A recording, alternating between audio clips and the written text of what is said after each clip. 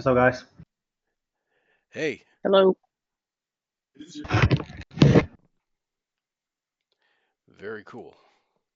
All right, I've got a brand new team watch list that's empty right now. If you guys want to rifle through some tickers, we can do that. Um, Let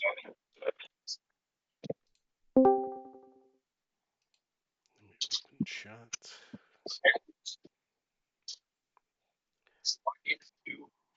Wicked. Um, all right, where can we start? A couple that I was looking at for this week. I saw Hood Inside Week.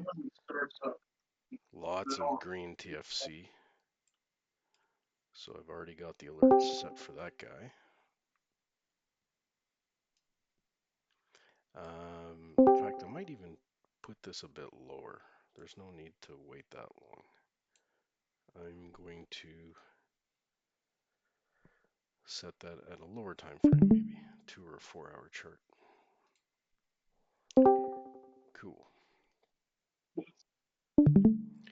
Mike, you got your audio thing sorted out on your screen recording? I'm interested to see what you've come up with.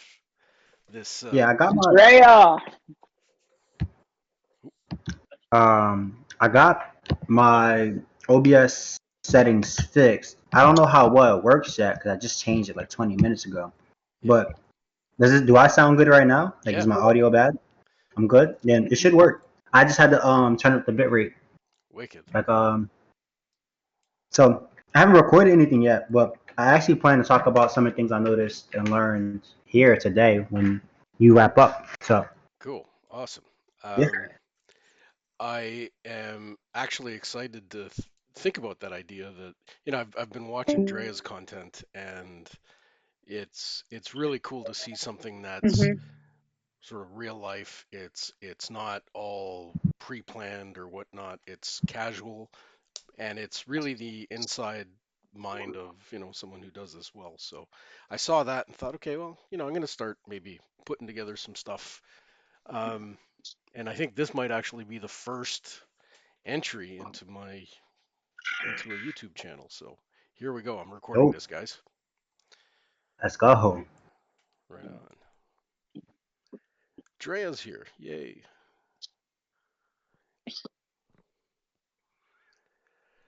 Right on.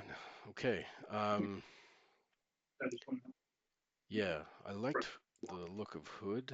I liked the look of, I think it was McD. Yeah, this 322 week. I don't know if it's like it looked. I had it here. Yeah, this inside month is that white line, right?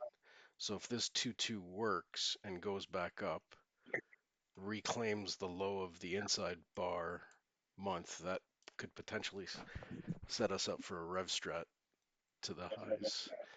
Um, I'm hearing that there's like, talks of ceasefire and stuff like that. So, this sort of stuff. I mean, there's lots of headline news. I didn't take a look at what the upcoming weekly economic calendar has. I don't know what we've got coming up. I should have done that. Sorry.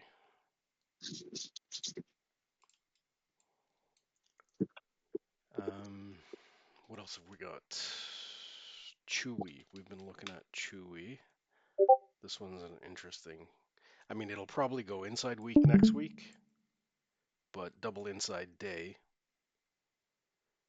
that can get things going. I'm gonna put an alert on that. So, what was the revelation, Mike?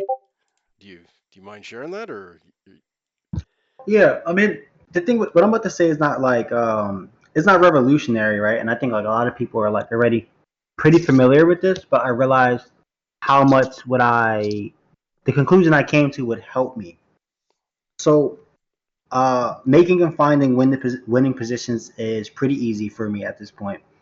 The problem is I bounce around a bit, right? So, I'll find a good trade, take it to the top of the broader information, and then go find something new. when I could be flipping and taking it the other way. Mm. Uh, I think in the approach and the execution is what I found pretty interesting too. So I have like examples to show this week, like two tickers that really would have changed my account this week. And I know it's easy to say hindsight, but I also went back and looked at my other trades. They were pretty good over the past few weeks, and That's just a awesome. similar story. So um, I just wanted to run through two trades I took, Yeah, go. which was RKLB and Love. Do you want to And share and your like, do you want to share your screen and I can or yeah, I I can think you have more screens available than me because I have my subscription plan only allows me 4 charts, all right. but I can run you through it pretty simply. Sure. Yeah, cuz we speak the same Um, language, so. yep. So we can go to Monday RKLB on the daily chart. It was a Momo hammer. Yep. If you could mark out the broad end formation for me right now. Yep. I see it. Um, I see it there. And this guy. the broad end information looked different too. Like mark it as if it's Monday. Like so I can actually go through it as if like what I was seeing. Oh, I see. Okay. What I'll do is I'll Yeah, throw up yeah, the hourly chart and then we can do it this way with and then we can like if you want to see what Monday was, that was here. That was this is cool. Monday, Okay. right? Yep. And then that's the rest of the week. Perfect. So I took that trade off the Fiverr. We had a gap up, so obviously we don't buy into the highs. Okay. I let it retrace on a 5 minute. Go wait for you to put that Fiverr up. Yeah, I'm actually going to put it up on my my day trading grid because this has the charts that or the broad. Okay, so here's the Monday Fiverr is going to be back here. I see it. Okay, Right. So we got those two first bearish candles, right? If you were to go down a little bit. here. Um, no, that's already an hour into the day. Like go to the beginning of the day, Oh, I right see. there. Yeah, yeah, yeah. Okay, got it. Right. So I got the hammer. I took that, and I knew that I was gonna flip the day to green. Yep. And then I also had a target up there at um basically the high of the broad information to the left, Yep. right? Which happens perfectly. I ended up getting an ad as well, I believe, on that inside fiber, and then I got out completely. Mm-hmm. But this was the revelation I had, right? Um, this is already at exhaustion risk. Yep. At this point, um, if I drop down to the hour, go up to the hour after I get my targets hit, and I was to get like an hourly reversal, Yep. that typically signals me to go back through the broader information for the rest of the week. So I can actually swing the puts, Mm-hmm. right?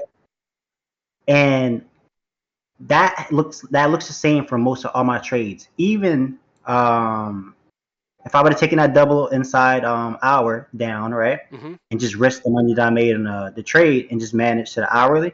If I was to buy two, I can get out on the first reversal against and then hold the rest. And that would have went to the other side of the broad information.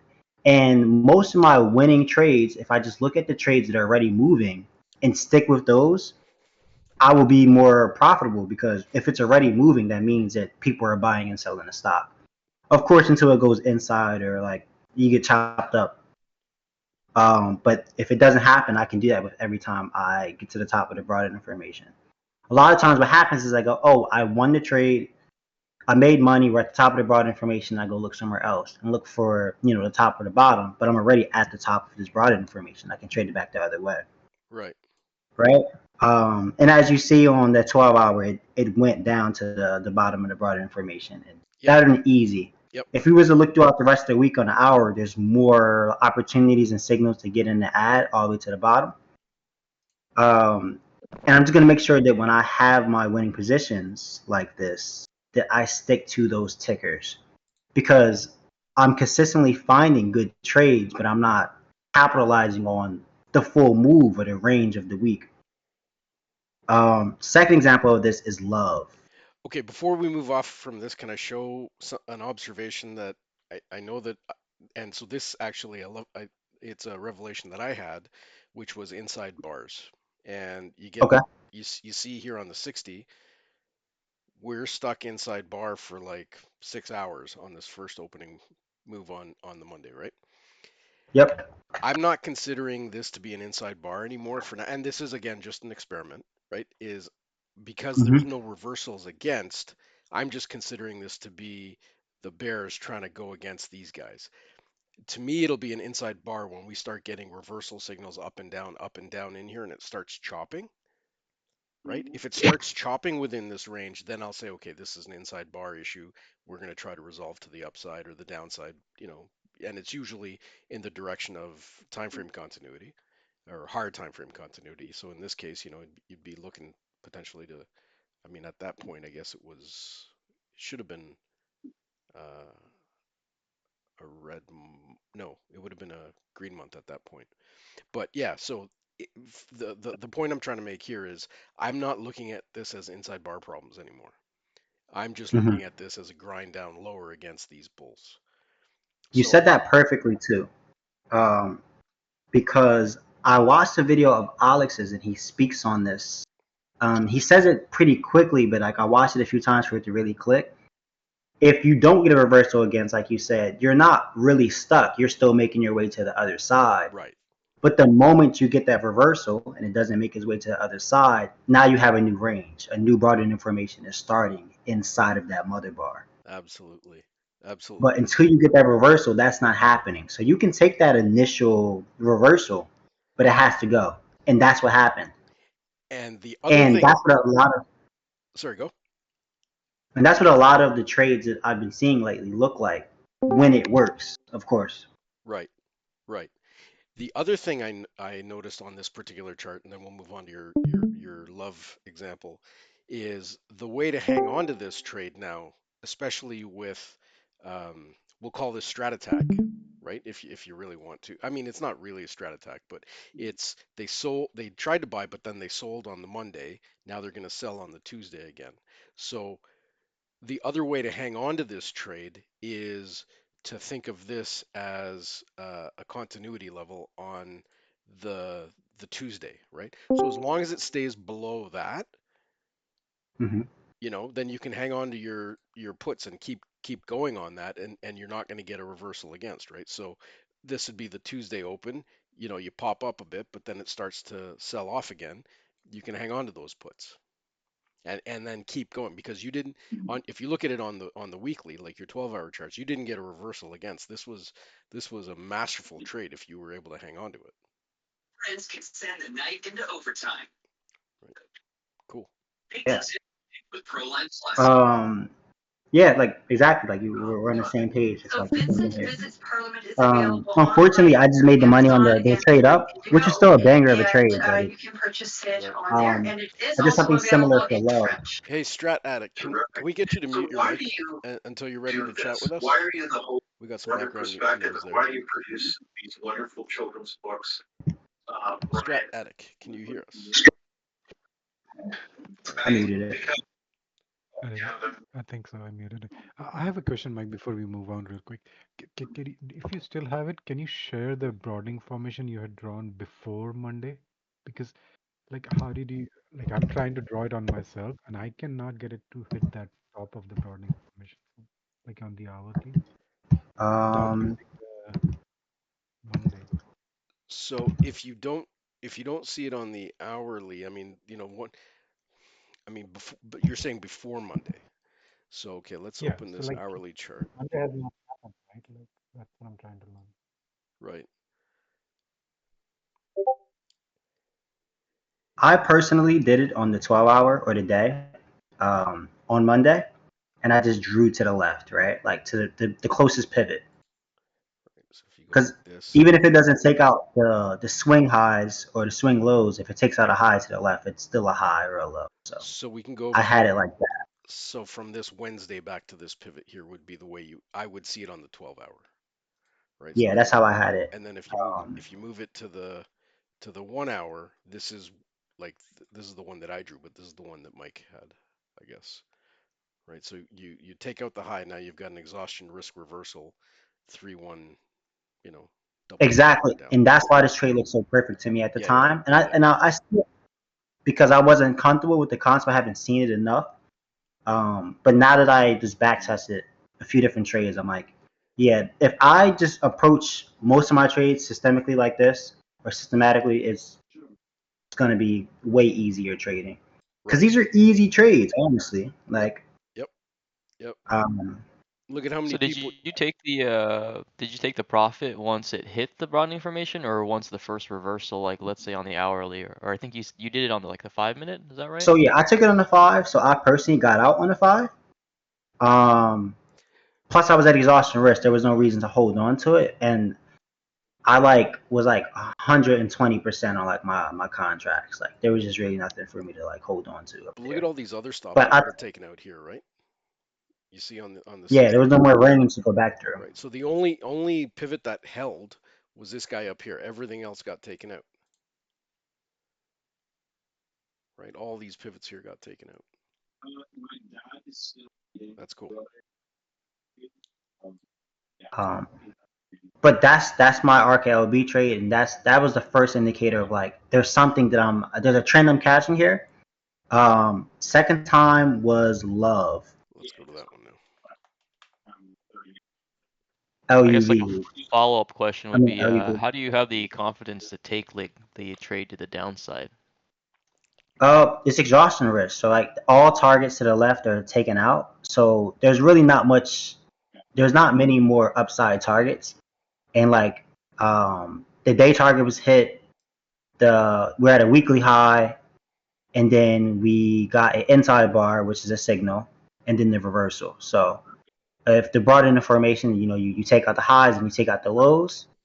So if you see the signal and you already have profit, you're risking your profit. You're not risking your own money. So um, Yeah, I once mean, you it have seems profit, obvious to me like when to take the profit. I just don't know if I'd be like confident enough to just switch the puts right away on that trade. the, the thing is like the way I'm learning to look at it is like if I made money, I can risk a small portion of my profits. And like I said, I was up 120%. And then I'm at the top of the broader information. So just statistically, right? Like statistically speaking, when we take out highs, we go and take out the lows. So, and then you also, if we were to break this trade down further, that double inside pattern would have kicked the week into being red, took the week green to red, um, as well as the day, and I think the week because it was only a Monday. So we would have full time frame continuity to the downside, um, excluding the month, I believe. But no, I think it was going to take the month down too, in that broader information. So Do you see that there's a day? what happened? Do you see? I was just going to say, do you see that there's a daily gap that you filled on this?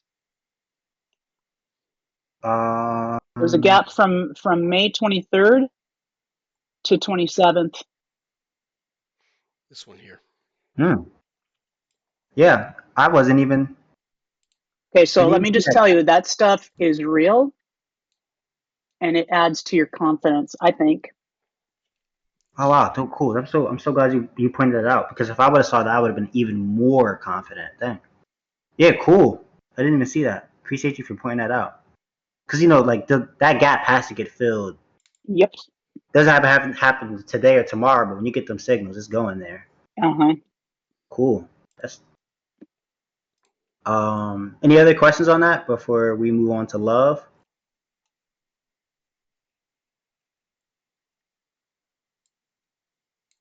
I'm sorry. Also, I'm contemplating making content about the strat too, but I already made content online, like low key as a job. I don't know if I want to double down on it. I'm trying to look at that one that Maria just pointed out. So it didn't fully fill up the gap, right? Like it Yeah, hit I that. did. Yes, it did. So So I've can got you this anchor here. If you look at the here, I'll blow up the daily chart, let right? Mike show you? So if I go from the top of the wick, is that what you do, Maria? Top of the wick to the bottom of the wick here? I go from the high, from whatever the high Yeah. value is. Yeah. In this case, I see 25.52. 25.52. Yep, that's what I got to. Okay, and what do you see as the low on Friday? The low on Friday closed it. Yeah. So that's Exactly. So that's closed. 25.24 Yep. is what I got. That's what to and through. That's the one thing I took away from ICT. To and through. I like that. Gaps to and through. Cool. I'm taking that too. I'm writing that down. Cool. That's not mine. That's fine. That's fine. That initial gap triggered on the year open. I still don't get the idea why gap fill are so important. I know Maria always stresses that out, but like, what is the reason? Like, why? 70% of all trades are algorithms. It's a little hole, and it's like it feels it is the best way I can describe it. And another way to think about it too is like when it gaps up extremely, like up or down, that puts a lot of traders in a bad spot, whether it's long or short. So like that moves the market a lot. So those areas become important. Yep, unfulfilled buy or sell orders. Is it a signal when a gap doesn't fill but gets very close to filling, like a target not being reached? It's indicative of something, in my opinion.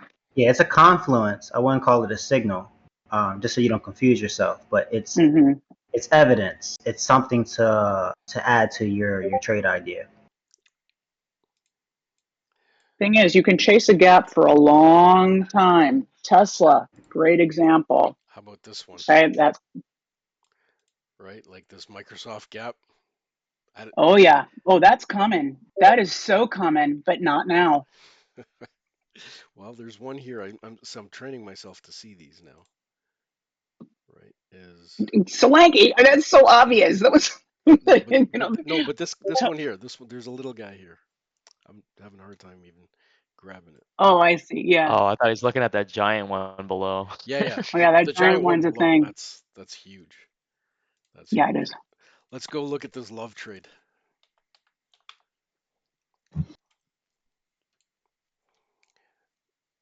Let me pull that up for myself real quick too, just so I'm like making sure I'm saying that. Funny enough, I made money on another Momoheimer on Monday too, which was love as well. Right, so I made money on both of these trades, and it happened the exact same way. Yep. So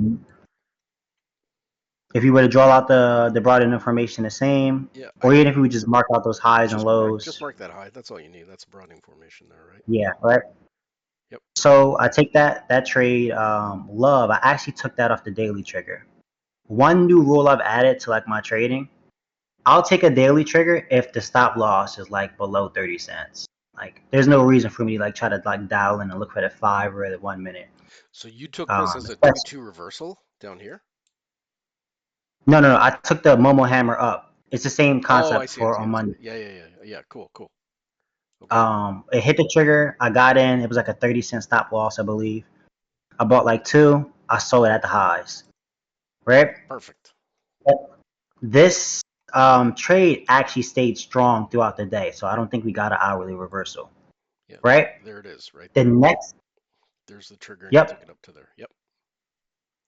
The thing is, next day opened, right? Inside. And, a lot of times we're like, oh, if it's an inside bar, we're not touching it. But it's a new inside bar forming at the top of the brought-in information. Right? Right. So, at this point, I did see I can't see an hourly. I don't remember what it was, but I believe, what's that, a 1-3 to start the next day? Yep. Right here. It's on the hourly here. So that in itself is a strat signal and combination, and we're at the top of the broadening formation. So there's two ways to get into this trade. It could have been the green to red move Yep. on that hour, or we could have took the 1-3-2 down, which is momentum, but it just has to be tight stops. Yep.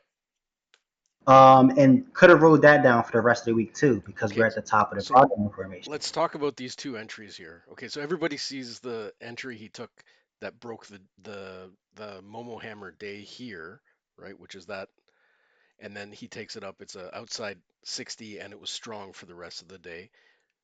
And then Tuesday, no, wait, that was Tuesday. Wednesday opens, and that's the Wednesday open candle here. So I'm gonna just pop this up on the 60-minute chart, and let's talk, because I see two ways you can get into this. One is the 1 bar rev strat, right, which is where you would enter, where it reclaims the high of this inside bar and starts to come down, right? That would be the entry for the 1 bar rev strat, at least according to Rob, right? That the other entry you would have on that one is a continuity play, right? So when it went green, it failed to take out these highs, comes back and turns to red down here. This could be an entry here as well, right? But how do you know? And so here's my question to you, Mike, is how would you know that this isn't gonna go trigger this, Momo Hammer weak inside? It reaches magnitude, right? But how do you know that this next, like the next move wouldn't be to keep going to the upside and get these highs? Like what's the indication that you're gonna play this as a put instead of with calls? Well, the only way I'm going against continuity like this on a trade is when I already have a winning position. So like the big part of this is getting that first winning position. But I have the confidence to take this just simply for the fact that I have an opens indicator on my chart. So I don't remember what the opens were looking like, but I believe that if this trade worked due to broadening information, we would have changed all of the opens. So that's the key, right? Is if it works, and that's where, I mean, when Dre was talking about the nuances, right? That's the whole point. Is what's the next two? What is this? Like if this goes and doesn't take out the highs and starts here as an inside bar, you've got red continuity on the 60 and the daily against week and against month, right? At that point, the week and the month are green. So now you're trading 60 and daily against week and month. But if this daily signal works, then you start negating the opens of the higher time frames. That's cool. Yeah, and the idea, like you said, is like when you're looking at these signals, you ask yourself, what does this create, negate, or do? Right. And since we're at the top of the broader information, I want to backtrack a little bit too. I think we've all been in a trade where it's working perfectly. We take it on the first few minutes of the day, and then 10:30 hits, and then we get this large inside and like red, but it's a large inside candle, right? Like against us. This is basically the same thing I'm doing, just on a higher time frame, right? That Momo Hammer day that I took on Monday, at the end of the day, it exhausted. That's no longer a signal once that day ends. So just quite naturally, we're going to get like corrective activity. But at the top of the broadening formation, is more likely to be like through that range. Right. And that's just something I'm learning, right? So one of the, I guess, correction versus reversal. Right, is exactly, just to rephrase that initial question I had, which was, what's the evidence that we're looking at to see, are we going to expand this range, or are we going to reclaim and come back through? Right. It reclaimed one, right? We reclaimed the highs. That's already the first indicator. That's not really a good thing. A lot of times we blow through that level and then retest the broader information, but we instantly came back the next day, right? And then if that works through the broader information, we change continuity, right, of the week already in the day. And the day already started off red. So as long, like you said before, if you're inside, as long as we don't get a reversal against, we're not stuck. And that's the big thing. Cool. Um, Cool. I appreciate you for asking me these hard questions because, like, I wouldn't know how to articulate it unless you asked me these questions. And I hope this is helping everybody watching. Well, that's the whole point, right? Is that like I'm trying to see, okay, so if I were looking at this weekly chart, I'm seeing a Momo hammer, and then we start to go up. We hit the other thing that adds weight to the short side trade with puts is we hit weekly magnitude, and it's starting to reclaim that back down, Yeah. right? So that's how you know if it's exhaustion reversal or not, is have you hit a higher time frame magnitude? If you have, then what I do, see, this is like the nuances, right? If you've hit monthly magnitude, then you can lean on intraday time frame continuity to determine control for, because if you look at this 60, or sorry, this weekly candle, and it goes up, and it's got to be a 2 before it becomes a 3, right? Mhm. So once it goes up and it becomes a 2, then it starts to become a failed 2. Within this weekly period, there's a 60 that takes control of it, and that's that 60 that you got right off the open on Wednesday, right? So this 60 is now the quarterback. It's got the ball. And then the next 60 goes, and it just keeps reconfirming. So at the top of any trend, there's the 160 that I call, you know, your your anchor 60, right? Like this is the one that took control and it never gave the ball back. They ran, Yep. like, if you know, using a football metaphor, they ran the whole field to go for a, you know, pick six, end zone to end zone. Yeah, legit end zone to end zone. Right. That's the way I think of broadening formations, is you go from one end zone and you just run the ball all the way through. If there's no reversals against, you haven't coughed the ball back. If there's a turnover Coast to and coast. you can stop them, then you can keep going again, right? Yeah. I want to simplify the revelation too, because I know I was saying. So I was so afraid to take trades if it opened inside, because I'm like, I don't have a clear direction. But if there is no more magnitude to the upside or downside, I can use intraday, the hour. I wouldn't go like really below the 30-minute, because that's like,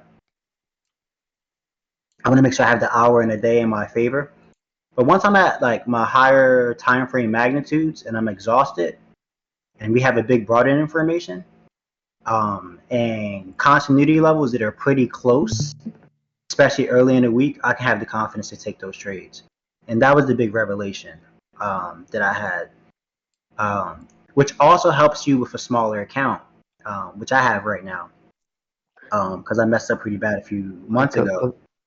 Mike, are those higher time frames just up to the monthly?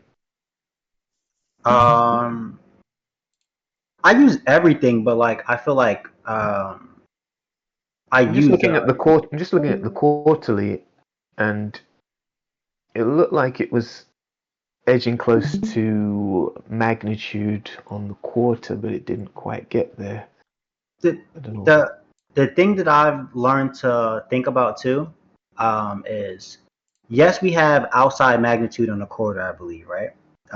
Yeah. Because I remember looking at this, but the time frames below are telling you who's in control right now. So that's what I base my, like, I have a little bit more confidence with, because even if we had magnitude for the quarter, we still have what, another month and a half to do that. So I can be confident still in the broader information for the next few days to go and get taken out. Now, if we get a reversal from the bottom of the broader information, I'm still thinking about that quarterly magnitude. But like the same way we think about the hour, like that's who has control right now.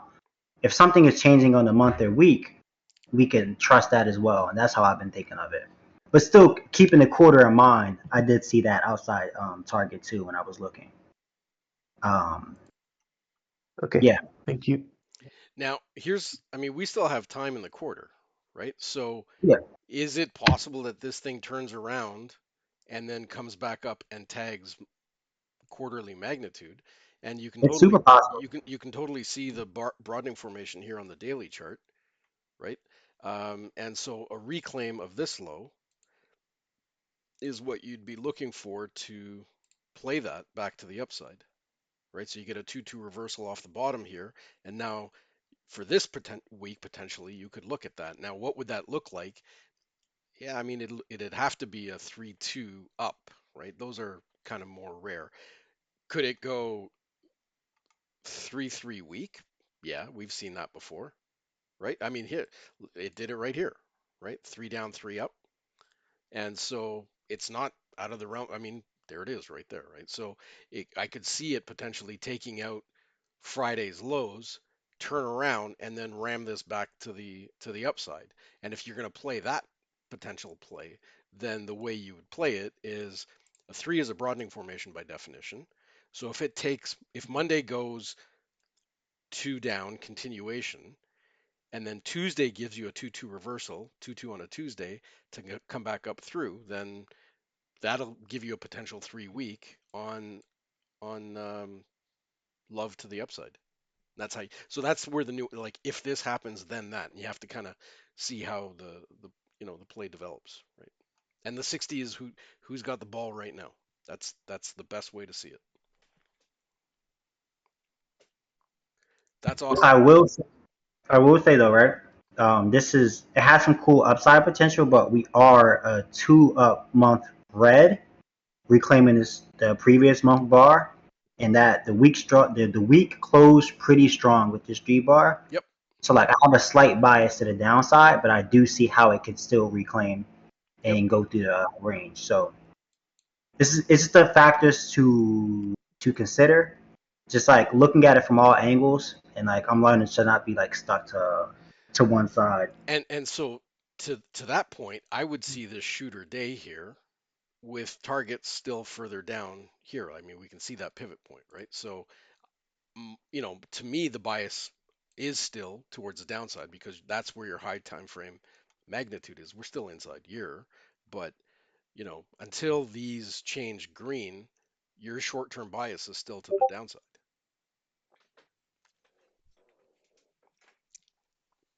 Oh, and there's a gap. Maria said there's a gap on the daily, I believe, off of that with that one bar, Yeah, top of that one bar. Yep, there's a gap there too. So we can throw that in here as a potential target. So, I mean, maybe that sets up the 2-2 reversal. So come down, fill the gap, and then goes back the other way. But, just mark out the,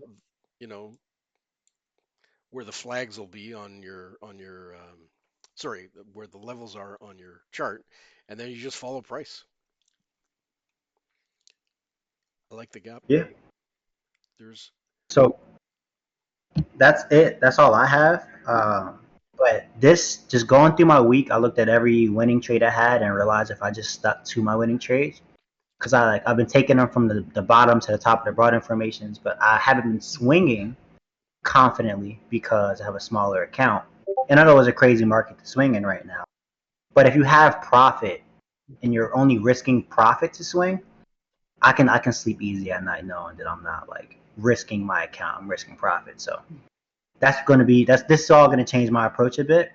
I'm gonna use day trading, intraday trading to make my initial profit and then risk the parts of that profit to swing for the bigger, broader information targets. I like it. That was my revelation. That's cool. Thank you for sharing that, bud. Yeah, really quickly, Mike. I want to also say thank you for that. It's actually one of my favorite things, like when a ticker pays you both ways. So I like to do it like intraday, like Tesla did it. I want to say, what was it? On Thursday, they had like that shooter 30. It went up, hit ADR, shooter 30, shooter hour. It was like I played it up, played it down, and like it kind of limits what you have to be looking at. Again, obviously it's a smaller time frame of like I hit the target, I hit magnitude, were going the other way. So I just wanted to like shout like thank you for pointing it out. And then I do want to say like swings, especially when you have a lower account, is really where you make money. So I love that you're not going to shy away from it. Obviously do it logically, but yeah, for sure. And then like shout if you have any new revelations about swings and stuff. Also happy to talk to you about swings. I know lots of people have questions and stuff, but I do think that maybe a conversation with you could be beneficial on swinging things. So whenever you get to that point. Cool. Appreciate you as always.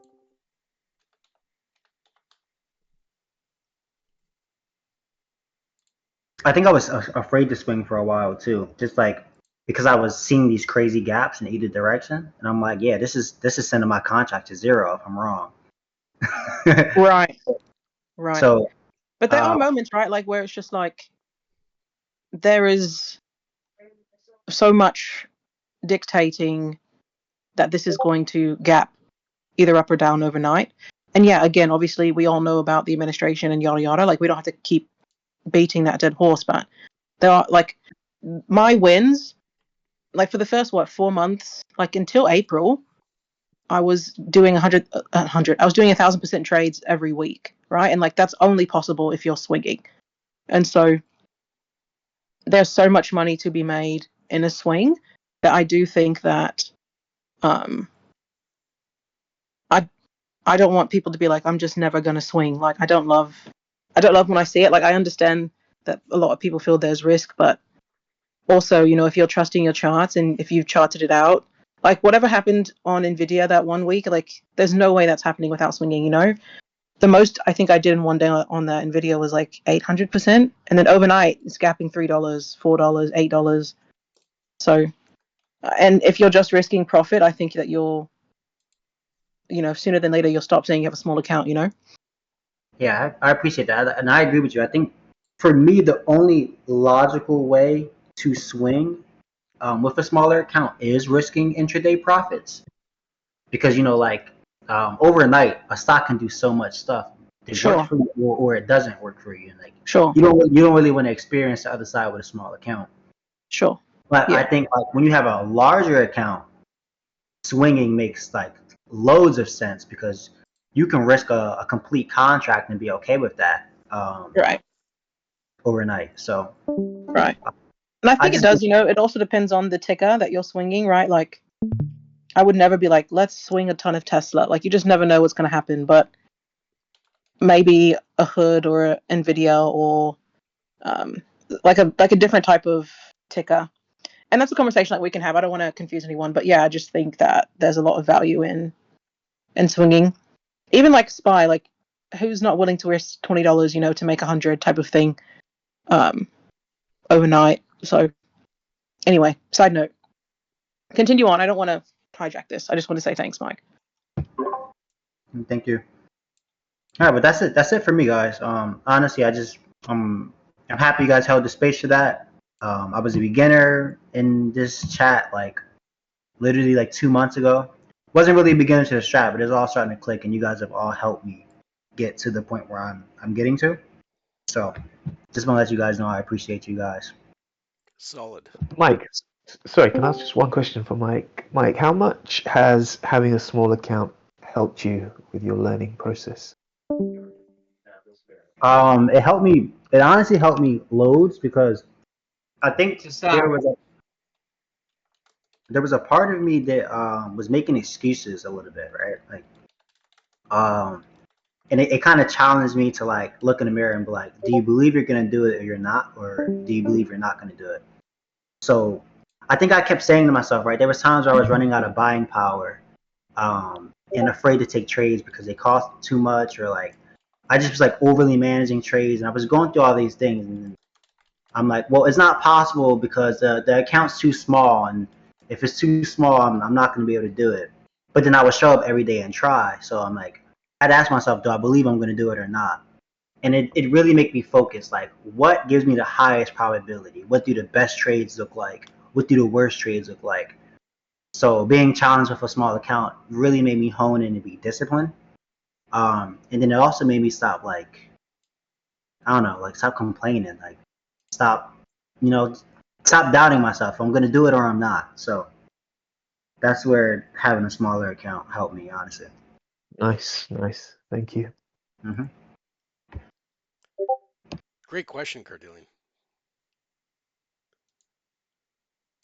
Thank you, sir.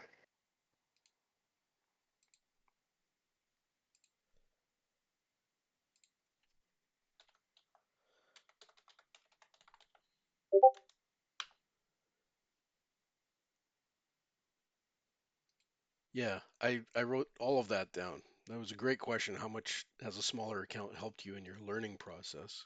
And the answer was bang on, right? Do you believe you're going to do it or not?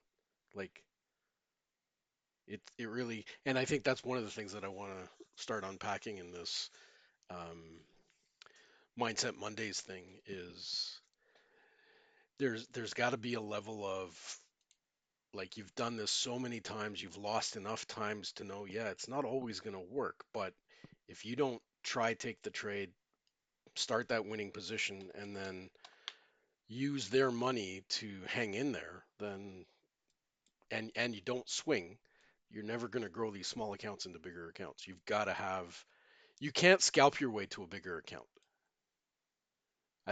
Right, exactly. I don't believe that's possible. I mean, I'm sure it is That's possible, but the amount of effort that's going to take, that's crazy. yeah, Ooh, perfectly said.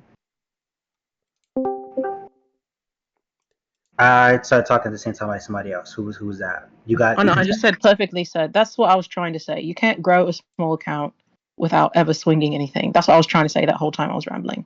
Solanke just said it really well. Yeah, I agree. That's what I started to realize. I think I was getting so upset with the smaller account because I'm like, I'm right. My analysis is right, and then like the trade ends up working out as a gap, like Yeah, right. And I'm like, well, if I would have held the the $40 of profit I was up yesterday, I would be up 300 to this morning. right. But the fear of like, what if I lose this $70 completely? Was just like, yeah, I can't.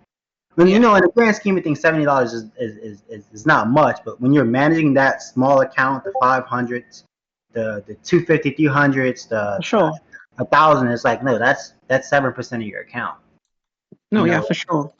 so I think the approach of like get profit intraday, wait for your signal, swing it into the next day is just it's just amazing for real. And then like I want to say one thing also. When I start to swing, I do change my trade management. I start to manage on the day, like a reversal against the day. Once I'm swinging a trade, like um, just for anybody who's wondering, like where that stop loss goes once you're swinging it. So clutch. Yeah, for sure, for sure, for sure. No, it's exciting. I'm excited for you. I used to do that like when I was first like taking losses to the teeth every day. I started just like I'm gonna get in on Monday and I'm just gonna hold till Friday. And I used to trade only Mondays and not even look at my shit till it like hit a target or till Friday happened. And it just proved to me like you're right. You just can't keep watching the bloody 5 minute. You know, like the 5 minute chart will get you kicked out of so many trades. And not that I suggest that. Like that's definitely a personality thing. Like I just couldn't look. I think I did that for like 2 or 3 months, and that like solidified like you have to trust the chart. You're going the right direction, and lower time frames are going to fluctuate. And so I Yeah. like for me that was very helpful. But yeah, Thank you. this is cool. This was very helpful because for me, being new, that has happened few times. I would enter a good trade and freak out and exit on a fiver against, or even a 15, and then I would just sell out or even get out at break even, and then the next day or the day after, by the end of the week, it would go amazing. Like Lulu was a perfect example this week for me. I entered on on Monday. I was discussing this with Solanki yesterday in depth, and he gave me some really good pointers. It was an amazing trade if you look at it. I had marked my the week before the 3-2 expansion.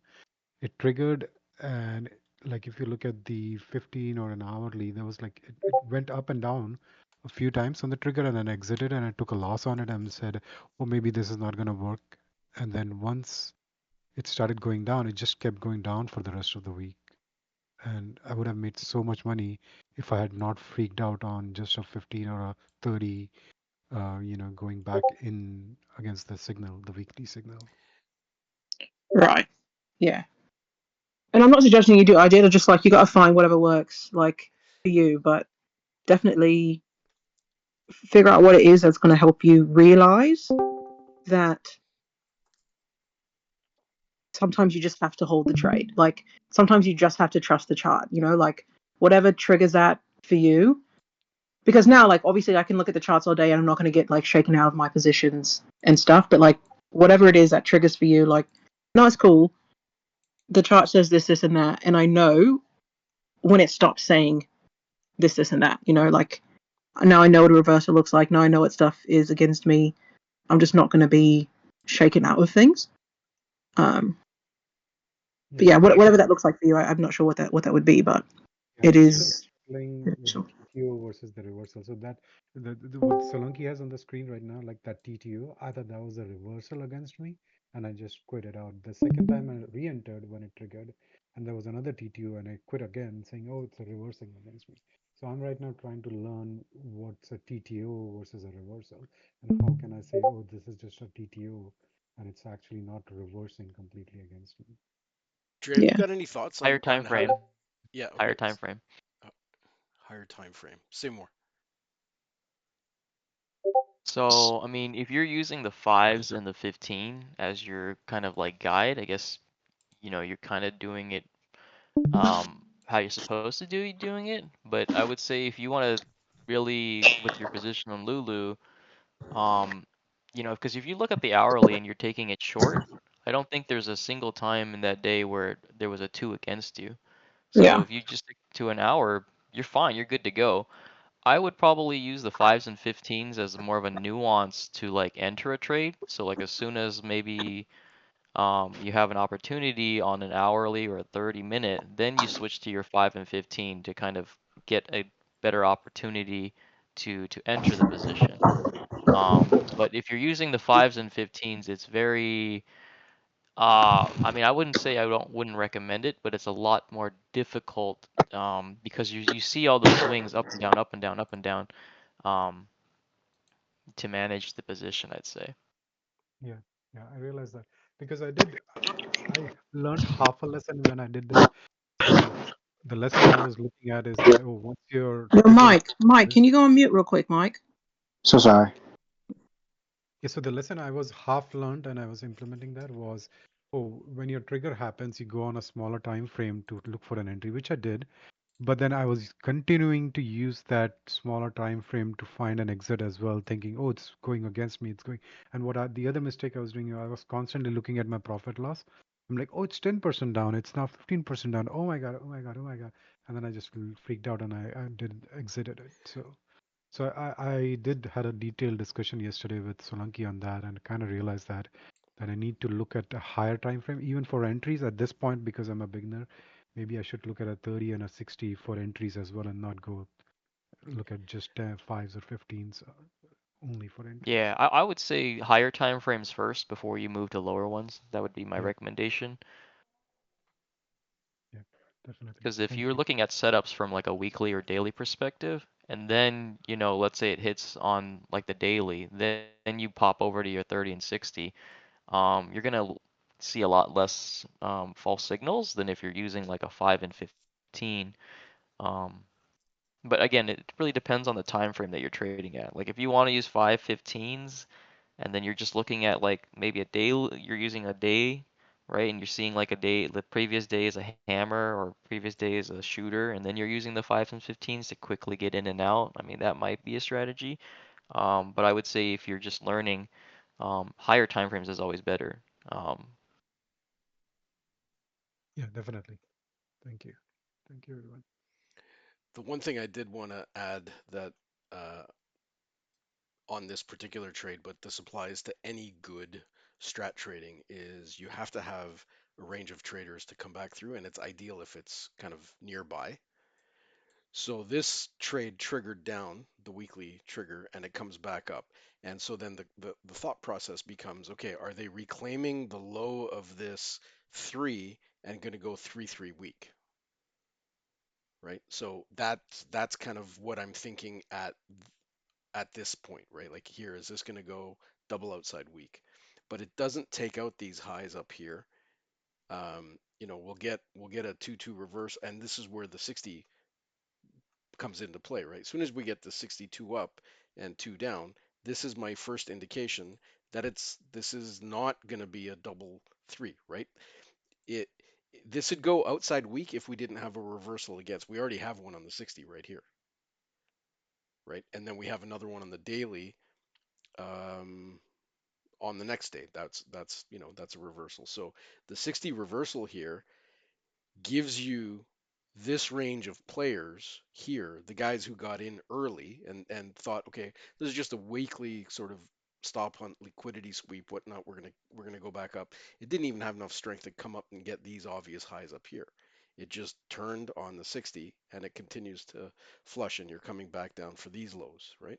And so to have the patience to be able to see this and not I mean, knowing me, I would have taken puts on this move, and then gotten nuked on the TTO here, because they would have taken me out, triangle they out, they would have got me, and then they continued to go. Look at how many chances you got on this particular trade, right? So sorry to ramble.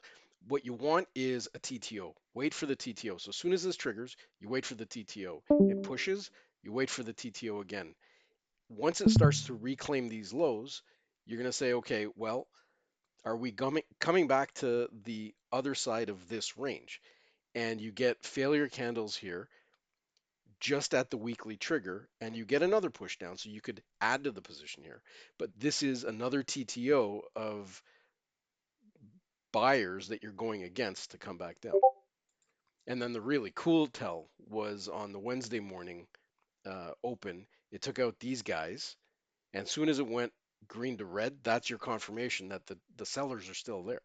The weekly sellers are still there. And that's how you defend against the low of this 3 weak, because the 3 is a broadening formation by definition. So as long as you stay below that trigger with lower time frame signals, you can keep playing this to the downside. There's no evidence here that the buyers are stepping in.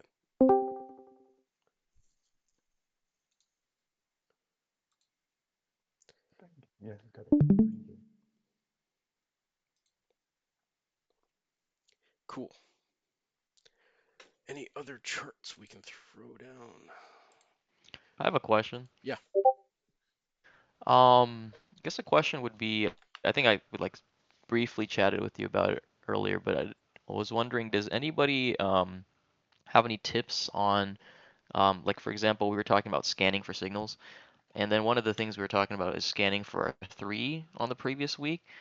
So for me personally, trading a 3 on the previous week is kind of difficult, but I was wondering if there's any thought process or tips with it, because for me personally, with a 3, it's like a 2 that's already hit magnitude. And so, a 2 that's already hit magnitude, you don't know if it's going to reverse the other way. With the previous 3, I'm always scared that like I'm going to get trapped if I open inside on the week, that it's just going to be a 3-1 and I'll, just get chopped up in that 1. And even when so like that thought process would be, maybe if you're just targeting, for example, the tops or the bottoms of that 3, hoping for either a continuation or a reversal. But even then, once a 3 makes a 2, it could also just reverse on you and become a 3-2-2 reversal on the next following week, or Have you got an next example of following one? candle. That's a good question. How about JP Morgan? Because I think I noticed that one. But 3-2s are significant momentum more times than not, right? So you're right. You're playing the top or the bottom of that 3. If it comes back to that, then it is going to be a 3-2. But if not, then you know that you're on the momentum, right? Like you're riding that momentum up. And Smoky can show this on JPM, but that's why 3-2s are so powerful, right? Because they're showing you momentum. Well, because they are inherently also momentum, right? Because they're expanding the broadening formation and or negating. Also, if I could add to that, like remember where you're at in your broad information, right? And like think about the time frame you're on. If you're getting a 3 at the bottom of broad information, then you get a 2 up. You're at the bottom of a bigger broad information still. Even though the 3 is a broad information like itself because it took out a high and a low. If you were to zoom out, like where are you at in the trend? So like you can start to like gauge if you're gonna like take the trade or not. Like you don't want to be trading in the middle of nowhere. Right. And side note with that, like in terms of like where you're at, if you're at the bottom of broad information, etc. Also, I don't think we talk about time enough because I think that sometimes people are like, oh, it's going against me, but it's like the top of the hour and it's the first 5 minutes. Like, also knowing where you are in terms of the time of day is going to be really helpful, especially for people who like are getting out of trades or getting kicked out or things are happening. Like most candles, especially on major flips, are going to have to put in a wick somewhere. If you're getting out in the first 5 minutes of a candle that hasn't hit magnitude or your target or anything, like I think that just knowing what time of day it is can maybe help quell your anxiety in terms of it's going against me. Like 5 minutes in the first hour of an hourly candle, like it's maybe just step away for those 5 minutes and put in a stop loss or something. Okay, Snooky, sorry, take it away. No, you're good. That's I was going to say though, I mean, here's a better example. If you're asking about a 3-1, look at crowd on the week, and you're absolutely right. You get chopped. That is a. I mean, it's at the top of the broadening information, and it's either going to go one way or the other. I have a hard time with these, quite frankly. I like coming off the bottom, but the top freaks me out. Is it just me? What? Yeah, I mean, I see crowd. I mean, with 3-1s, I have no problem trading them, but it's just I like, can if trade you a see 1. A 1's great, but what you yeah. were saying is if you have a 3, what happens next? And crowd 2 weeks ago was a 3. Right. Yeah, but if it And then doesn't you're cross stuck off with inside. the bottom of the 3, then you wouldn't trade it at all. Well, I wouldn't because I trade weeks, but you know, that's what you were saying. I don't know who that was. Yeah, that was me. But so you wouldn't trade so with trading let's say a previous week's 3, it'd be probably better to wait for the 3 to trigger or a 2 to trigger to either the upside or the bottom of the side before you actually take a trade. I don't like 3s. That's not my thing. That's a Solanke thing. I don't like 3s either, but I mean, I'm trying to open up my universes or understanding. No, that's not one of mine. I've been at this for a few years, and the 3 is not mine. Not yet. Sure. But what I'm saying is like when I was talking about momentum, I was talking about it has to trigger the 3 in whichever direction, right? Yes. Mm-hmm. Once that happens, then you are trading momentum, and your stop would be that wherever your trigger is on that 3. And crowd is a great example of when not to trade. It also hit all-time highs, right? Like if you draw your all-time highs at 491.66, like crowd literally there. So, but see, crowd right now you have this inside, right? Now you have an inside week. You could just like blast through all-time highs, which is highly likely. But also, that's also part of like this whole conversation we've been having for weeks about nuance, right? I'm at all-time highs. The likelihood of me blowing through it immediately, maybe a bit less. There's probably going to be a TTO, right? Like, and being able to assess all that as you start growing as a trader is like going to be so beneficial. But thanks for pointing out, crowd, because now I'm going to trade it. Oh, it's on my list. I trade inside weeks. This is right at the top. I know, right? What do you have? Probably crowd, Tesla. Crowd, double Tesla. Inside week, LYV, Live Nation. LYV. LYV, double inside week. COHR, double inside week. COHR has a double inside week, but I don't like that. I don't like the chart.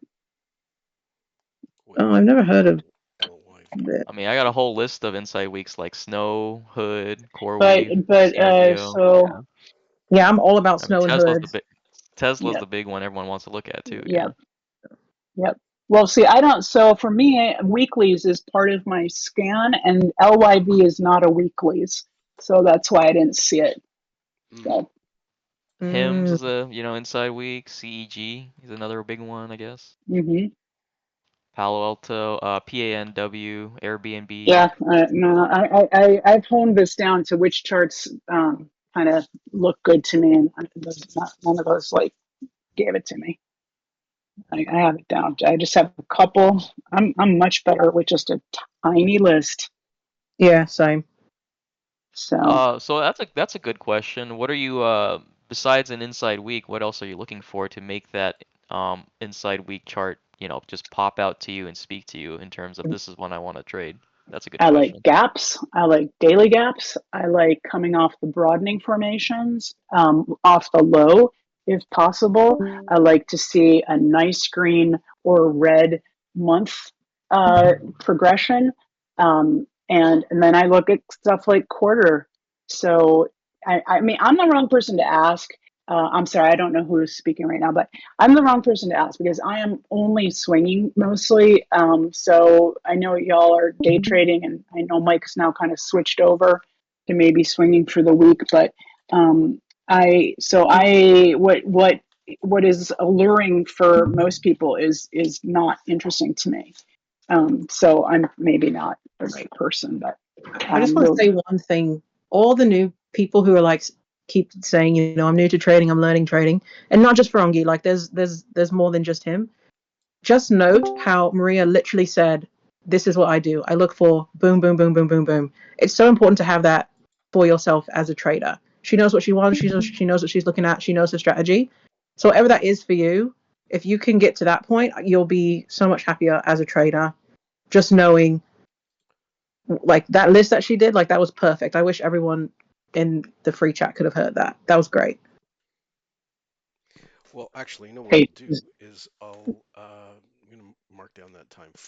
Let's call it 4:08 is when she started. And you guys, I'm so sorry, but I have to go.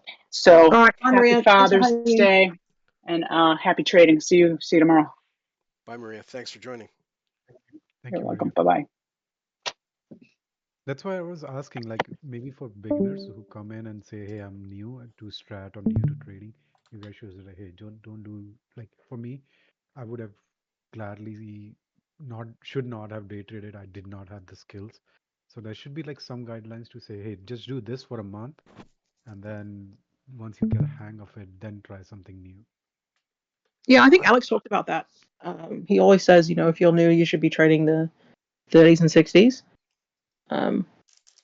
So I do think that has been a conversation that has been had. I just don't want to. I also like, as much as we want to help everyone, like I also don't want to, stunt anyone in the free chat that's just like having a good time.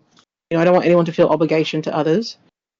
So I want to also sort of tread lightly on that line as well. I don't want people to feel like they can't say what they want to say. No, but like somebody like me who's asking for it, right? Like if I'm asking for it, you can say, "Hey, you asked for it, so I'm telling you." So that's not sure. That's fair. That's fair. I mean, I think the easiest, I shouldn't say easiest because there's nothing easy. Yeah. But maybe there is. I don't know. I'm questioning my own beliefs now. Anyway, I think the straightforward Rob answer would be trade the 30s and 60s with full time frame continuity and wait for the TTO. Yeah, I mean, I think a lot of us have watched the videos like that. It's just confusing when you hear that, and then you're watching the live stream in the morning, and he's like, "Hey, the fivers on this one's coming up. Oh, the 15ers on this one might be firming up. Oh, the fives on this one might be coming up." And like, I think as someone from a perspective of someone that might be new, they're like, it's almost like you're just getting so many different signals, and like you don't know which ones to take at that point because you're just getting thrown so many different things at you. Right. And then you end up taking one that didn't work and you didn't take one that did work and you're like, "Oh man, I bet on the wrong horse." Right? And that stuff starts to screw Yeah, your headspace. exactly. Or you're taking a trade on a fiver, which is a legitimate trade, but you don't know how to manage it at all because you're sticking on the 30s or 60s or something like that, Right. I think the one of the biggest things to remember too is like when you're on the live stream, um, Alex always says that like he's saying everything for everybody, so you kind of have to pick your universe how you trade, and if it applies to you, you take the trade. If it doesn't, you don't. So just because he's saying like, oh, this is happening on the fivers, if you don't trade the fivers, don't trade the fivers. You know? Yeah, Right. yeah. I mean, that's the way that Rob would do it too, because I'm just when I was like looking at his previous videos, he was kind of had the same mentality.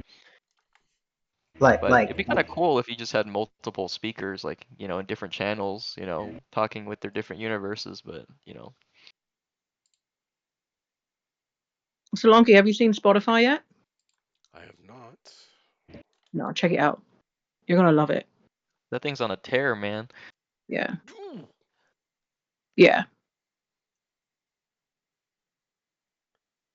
This is like a Solanke trade if I ever seen one. Yeah. Inside week, 3 12-hour. The greener, the redder, the better. Yeah. This is getting tagged. Actually, I'm going to play the extension of the 3 here. I'm not even going to wait for the weekly to trigger. this chart looks beautiful. Right? The little thing looks like the new Netflix. You know. Yeah. It's about to start costing as much as Netflix. I looked at it last week, I was like, damn, Spotify is expensive. It's the best money I spend though. Well, maybe TradingView, but I'm not gonna lie. What I always do with these subscriptions now is I'll cancel and it'll be like, "Why are you canceling?" And I'll be like, "It's too much." I'm like, "Here's 50% off for 3 months." Oh yeah, for sure. So much. Yeah, pretty much. Pretty much. Yeah. Now I have I lived in Southeast Asia for so long. I just like all my subscriptions are there. It's like 70% less than American subscriptions. Same quality product. I think I paid like $50 for the whole year for Spotify for me and like my brother. So can you sign up in like an Asian country or another country and then just take that membership and just still use it in the US? I think I still have like a bank. So I used to live in Bali. Like I still have a Bali bank account. So like I think it's all linked in terms of like they check where the money's coming from. Yeah. I was like wondering if I could use a VPN or something and then. Yeah, you can use a VPN. I've never tried. I mean, you may as well give it a shot. VPN, change your location to where you No, want. just VPN won't work. I've tried a couple of times like these things. So the way you would have to hack it is you have to have a VPN, and then you'll have to use like the debug mode on the Chrome, and right before the payment, because they'll often deny the payment based on your credit card. You'll kind of have to debug it, and at that point bypass those checks and say it's kind of a little messy. So if you have a foreign country account or a card, then yeah, it's so much easier. But if not, then they will deny you on the credit card, saying it's a Okay. US Yeah. Yeah, is there like a Bali discount for the Strat scanner or something? Yeah, I saw those prices there. Unless you guys want to all get on what do they call it, Netflix 2021 share account scheme going. Yeah. Yeah. It's a little pricey. Yeah, I mean, I personally saw the prices and I switched to I just switched to TOS and I'm just like playing around with all the scripts to get the right scans and whatnot. Yeah. Can you, Bloomer, can you post your inside day scans when you get some time? Oh, I mean, Or, sorry, they're not inside even week, mine rather. here. Yeah, let me just the let me get results. the link so I can just give Just, it to you. yeah, just the results. Oh, just the results. Okay, Yeah. yeah. Give me a second. Let me where should I post it? Just in the chat here? Yeah, put it in this chat, I guess, if you want. I can go back and figure them out. But yeah, I just wanted to mention really quickly because I'm gonna have to head to Spotify. They already talked about Tesla, Crowd, and Snow. I think Hood as well. Those are like what I'm looking at for bullish movement. I'm obviously looking at Nvidia. I'm always looking there. The chart's not like as exciting as everything else, but it is Nvidia. And then to the downside, I don't know how I feel about Firm and Carvana.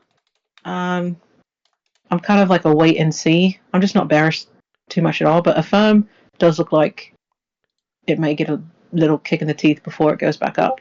And then Carvana just had a rough go these last few days. As a bonus, I threw in some shooters. I'm still scanning through for the rest of the weeks, but there you go. Cool. Thank you. All right, you guys, I'm going to head out. Great to chat. Thanks, Drea. All right, have a good night. I like this guy here for the coming week, right? Is the greener, the redder, the better. As long as we stay above this this high here, right? That's one level that is important to me because we don't want to reclaim that. But on the daily chart, I see this broadening formation, right? I just anchored these lines and these lines, and we expanded out of it. So this would be an interesting signal if we can get it. I don't know what that looks like, but a 2 up, 2 down, 2 up to continue to expand. You can see the lower time frame broadening formation here. Well, like this was a freaking amazing trade. I got in late, but this and I saw it on the 60-minute actually. This was one of my favorite trades for this past week. Is I saw it took the gap down buy reclaim of these guys here, and then pushed up, and I had this broadening formation. So as soon as it what I do is I put an alert on this, right? So as soon as it hit it, I look and say, yeah, okay, this is done. I trim the position. The balance that I had, I got stopped out, but there's the reversal against, right? So if this is the broadening formation, we're going to go to the upside if there's no reversal against. Technically, there was a reversal here, but that reversal got reversed, right? I don't really look at this as a reversal, even though it's got lower lows and lower highs. This is technically it's a 2 downtrend, but it didn't close below this low, so I'm not really too stressed about it. I held on to it and then ultimately took it to the target. I'm pissed off that I didn't get the country western of this back down, but yeah, and Nice. it did the same thing again on the Friday. It was a gap down buy, so but on Friday I got pretty focused on other things, and I didn't really trade on Friday so much, but Yeah, I think it's a good trade if you got it. I mean, it wasn't on my list just because, again, previous week was a 3, and then I think we opened up pretty much inside of it. And then if you were waiting for, like, let's say the top or the bottom of the 3 to go, I guess maybe you could have caught it on Wednesday at that point. right, yeah. But see, this is also an interesting look on Oklo here, right? Is this broadening formation that I'd drawn before? It comes back down, retests it, and this becomes a support level, right? Right. It's one cool way that I think we've got an advantage in some sense because the supply and demand traders are looking at these levels as like horizontal levels as support and resistance. But because Right. we can see these diagonal levels as support and resistance, you can take a look at this, and then when you see this as a TTO of the move up, right? Like this is a big move up. This is the TTO. I mean, it's plain as day. You can see the broadening formation, right? It's plain as day. How are we going to get out of that, right? Are we going Yeah. to take Yeah. out the lows and then keep going up, or are we going to get signals inside this range to come back up to these highs? So like the end of the week, I don't know what, 75 calls are or something like that, but it'd be interesting. Yeah. I think to take this trade, I'd probably do it on more of a daily perspective versus like a weekly. Yeah. And then I'd wait for the two up, the top of the 2 down from yesterday or Friday to trigger, with the mind that the target would be the all-time high. And then if I see a 30 or 60 against me, or if we don't hit the target and we start reversing, then that would be like, get out basically. Yep. Yep, that could work. What else could we look at? Anybody else got any trades they want to talk over or scans or tickers they're looking at for this week? I've got a few of Drea's in here. Before she left, she peeled them off, and I've got about 7 minutes before I gotta take off. So I popped a few in the chat. yeah, Sorry. I saw those. Thanks, bud. Yeah, I haven't even done my scanning yet, so I'll probably get to that after this. I'll just drop whatever I see inside chat. Wicked. After Thanks, this. Mike. And if anybody's got any suggestions on how we can improve these weekend scanning sessions, I mean, absolutely happy to hear it, because the whole point of it is to keep at it and keep practicing the skills and see them over and over again. There's nothing wrong with hindsight trading at all, is if you're using it for the purposes of learning. If you're using it for the purposes of flexing, I have no interest in that, but I don't mind. I think it'd be good if in the future we get it down to like a structured format. Like first, 15, 30 minutes we talk about like trades that were very Sure. good learning lessons slash highlights. And then like next 15, 30 minutes we go over like a list of, tickers or so. And then, last 15, 30 minutes we take any like questions that people have itching on their mind, so forth. Um, and then we have it break down by time. That way, like maybe certain people are interested in like different sections over others, so they can tune in or tune out whenever. Yeah, I like the idea of structure. The challenge I find is when we start talking about, okay, what have we learned? What have we? It's hard because the the insights that I picked up from Mike's revelations or observations from, I could sit there and listen to that for an hour in and of itself, right? So I'm wondering if maybe we start by just documenting all the tickers anybody's looking at, or even just post them. Like, I mean, I can put them up on on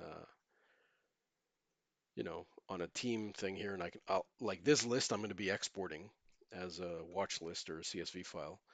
But yeah, I think maybe if we just grab all the tickers, if anybody's done any research, toss them into the community chat stream, or the community stream chat where we're at now, right? And then like Cardillion and Blue Moon have done. I can rifle through those and chart them out maybe, but structure's good. Thank you. Yeah, yeah, yeah. Shop was good. PayPal. I didn't like KO so much. KO has been. This is an interesting. I mean, you can see the broadening for. Actually, I think I already marked it out. Maybe. No, that was right. So this broadening formation on the daily, you can see how I had it from this anchor point earlier. We break out, and now we've reclaimed, and we're coming back through it, right? So really, the lows are the target here. PayPal.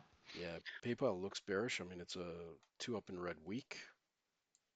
So Yeah, the way you play this, right, is you play it as a weekly trigger, and if it stays in force, then you're good to go.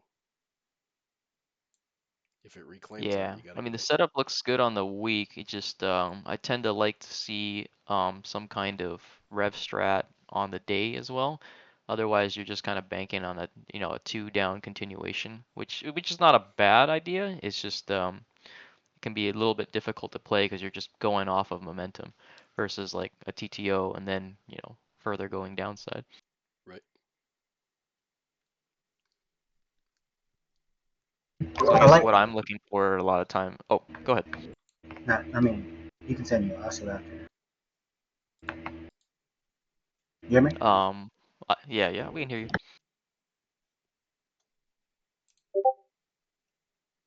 Oof. See this one. Yeah, that looks like on the weekly perspective, maybe possible PMG just crashing downside, but it's hard to say. Yeah, but look at this quarter, right? Like, I don't know, and It's so and green, yeah. you know, but that's the way the game goes, right? So I could see this definitely trying to come down and take out these pivots. Now, here's the thing, Cardillion. This is another example of one of those where if the bears aren't strong enough to take this out, this is going to fill these gaps that Maria probably has seen that, and so we get a 2 down, 2 up week potentially. This is a pretty big range. I think we might end up as an inside week if there's any strength, but this thing moves so fast. So I'll play this either way. In fact, I'm gonna put this as a 2 down, 2 up alert now since I'm here. Question about the quarter. When we look at the quarter, because we're so kind of like, I wouldn't say near the end of the quarter, but we are almost like, you know, 2 2/3 or 2.5 Yep. like months into the quarter at Yep. this point. Yep. Would we say that the signal is like, because we see that the quarter is so green, would we say that signal is like about to exhaust? Kind of like if you have a weak in-force signal, but it's a Friday, you're kind of like your signal is like kind of exhausting. So you wouldn't put as much, I don't know, focus or emphasis on it as much anymore? To the upside or the downside? Um, just uh yeah, Or in like right general, now with Carvana. right? In In general, general, yeah, in yeah. general. Once you've gone outside quarter, then you could say that the Bears and the Bulls both got kind of, what they wanted. Like, once it's gone outside quarter, the other way to say it, like you were saying earlier, is the signal is exhausted by price before time, right? It's still got time in the quarter, but it's exhausted the bottom and the top side of the bar before. So this candle here is exhausted by price before the time was up. So does it take away the emphasis of it? Mm, no, I mean I still think that you know, this thing can go, right? Because the Bulls are definitely in control of this quarter, and as long as they keep it above the previous quarter high and don't reclaim that level, right? That's another signal for me is that we're above that. So yeah, I'll keep this on watch for a potential upside play, but it could obviously go an expansion to the downside. Yeah, I mean that's kind of what I'm thinking is that like, we talk about the mother of all flips or the flip occurring, Hmm. and you always want to increase your level of defense as you get closer and closer to your, if you're trading the 60s or the 4 hour or 30s, as you get closer and closer to the next flip, you're always trying to increase your level of defense because at the time that the flip occurs, what you know to be true may or may not necessarily be confirmed.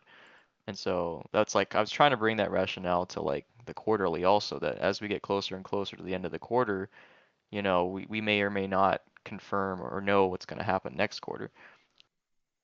Right. The way I'm looking at it too also is like the closer we get to the signal exhausting, the more comfortable we can be like taking counter trades, right? Like, Yeah, if you yeah. even remember like my two examples, like RKLB and Love, the two trades I showed off, right? Those reversals on the hour was towards the end of the day or after like magnitudes were hit. You know, this is already done on quarter. It already went 3 and 1/4. Not this trade, but another two years. I don't remember. But it already did its job. So once those magnitudes are hit and you increase that level of defense, once you get stopped out on your level of defense, you can kind of start thinking like other way, short term, because you're still going against all that continuity. Like it was super Yeah. deep, but Yeah, I mean, yeah, I agree too. That's why I was just trying to say like if you want to play Carvana to the downside, we are getting close to the end of the quarter, so there is a possibility, but you do have to be very careful, like Solanke is saying, that if we can't continue going downside, the sellers can just, rip right back up and take those gaps. yeah. And the weird thing about the chart now too is like we're kind of in the middle of nowhere until we hit a low. So we're like the only way to really successfully take this, like you said earlier, to wait for it to go. That could be on a day, it could be on an hour, but like right now we're like, this would be momentum.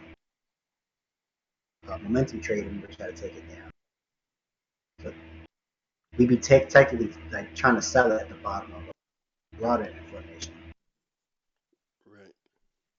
So Which is scary because you're kind of banking on what's it called, continuation of the broadening formation lower yeah, or expansion. Sorry. and I think that's where I think the strat gets a little complicated and a little nuanced, right? Because like we get things like this, right? Like this chart looks good to the downside. You get a gap down, and then you get like a green to red, and now it's okay to take it because like a smaller range and a smaller time frame still a range to trade back through. This is I think the strat is cool. I will say it's simple, but I feel like it's much more nuanced than it's advertised to be Yep. sometimes. Yep. It's very nuanced.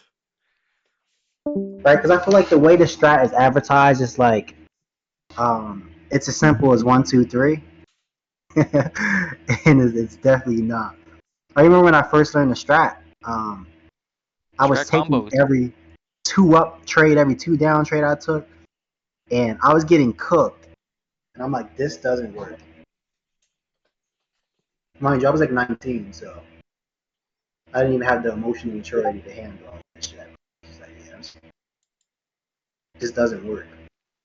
So And then, like I would say maybe an example of that would be like Nvidia, because on the week you see like you're possibly at the top of the broadening formation, and then on the day you see like a 3-2, and you think maybe I can take a 2 to the 2 back up, which may or may not work. mhm. I mean, on the daily you can see the sweep of these lows here and it's reclaimed them. So, Yeah. on a smaller time frame you can see that, right? There this is your broadening formation on the lower time frames, and then you just kind of ask yourself, okay, how are we going to get out of this? Yeah. Also, like, that's why like continuity is so important too, and like that's why it's not as simple as like 1, 2, and 3, but Yeah. it gets simple once you understand everything in combination. Like, I seen this trade on the video, right? I seen it, but it didn't look that like appealing, right? But this is what was interesting to me about NVIDIA. That after hours chart, like the extended hours chart, looked beautiful. The extended hours chart on the 12-hour looked like a definite trade. There's no way I'm not taking it.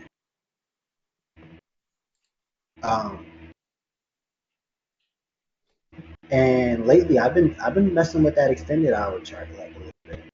It gives you a little extra. It helps your eyes identify those broader informations a little better. Like that 313, those trades are beautiful. Like there's this trader on Twitter named Ace, and all he trades is the 313 on the 12-hour. Let it go inside, let it take out the low, let it reclaim, he'll take it there.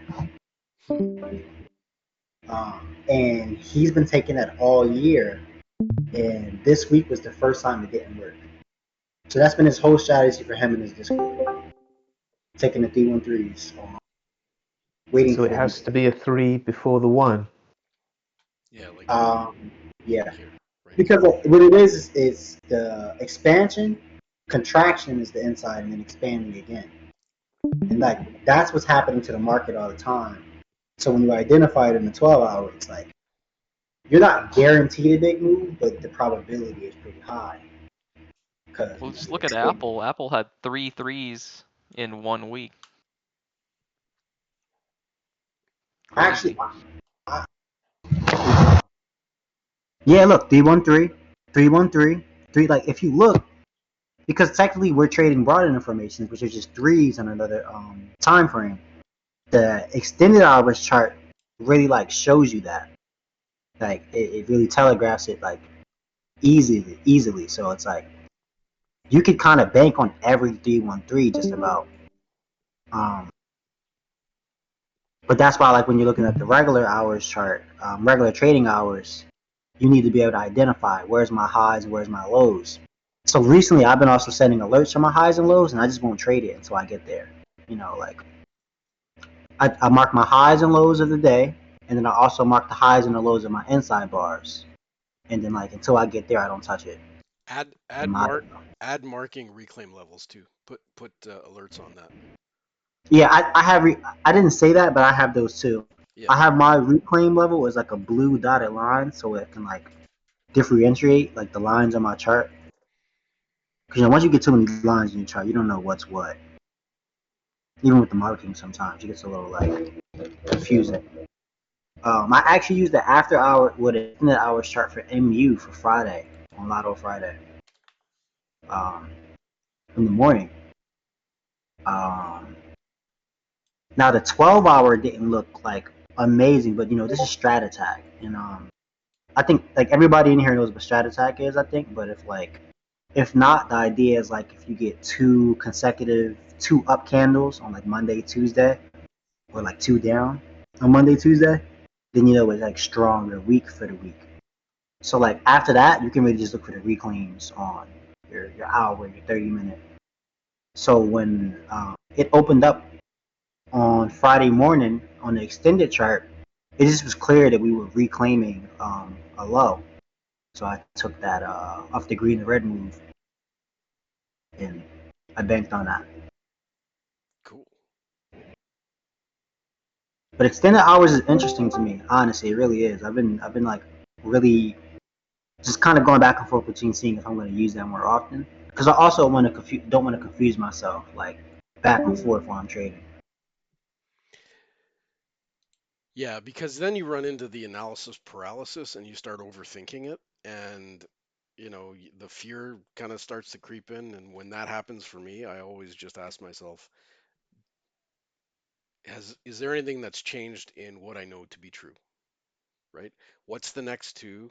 What does that negate creator do? And I just keep repeating that over and over to myself when I'm like, okay, is this trade gonna work? Well, what does my evidence tell me? And I try to use that to assuage kind of the fear that I've got, and say, okay, we'll just we'll I'm not gonna take this P&L unrealized gains off the table because I have no reason to. Right? Wait for a TTO, get back in. Right? Gotta get back in. That's an important part. Do battle, and the really important part is to make sure. Like I did this here the other day. I don't know if this is gonna show. Um, this I've got this planner. I don't know. Is that showing on your screens, guys? Or no? Is it still showing the chart? But yeah, the what's killing me is jumping in too early, right? I'm if I give myself the time, wait for that initial TTO, and then get into the trade, uh, use that to create a winning position, and then use their money to add. It's the nuances will eventually. It's it's like saying, okay, well, there's so many nuances in the strat. It's not just about learning the ones, twos, and threes, which is true, but that would be like saying, can you write poetry by just learning the alphabet, right? You can't. You have to learn structure. You have to learn, what goes where, when, how, the sort of the what I call the grammar of the strat, right? Like you have to know how all this stuff kind of comes together, and then you can compose. It's right. So be patient with yourself, give yourself time. There's no rush, there's no race. The worst thing that would happen is if you run out of trading capital and then you can't continue the journey. If you found the strat, this is like I've been trading actively for 21 years, with varying degrees of success and absolute failure.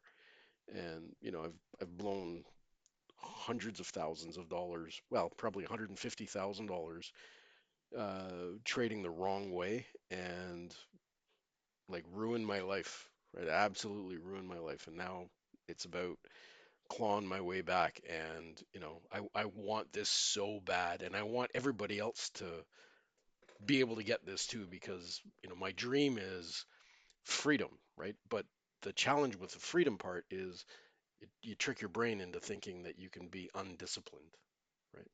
And I think the key to freedom is to be disciplined, is to absolutely stay focused, dial in, and then you've got your freedom. But anyway, guys, I gotta jump off. I hope everybody got something out of this today, and thanks to everyone for your input and contribution. It's great. Enjoy the rest of the day, guys. You too. Happy Father's Day. All right, happy Father's Day. Yeah. Bye, guys. Thank you.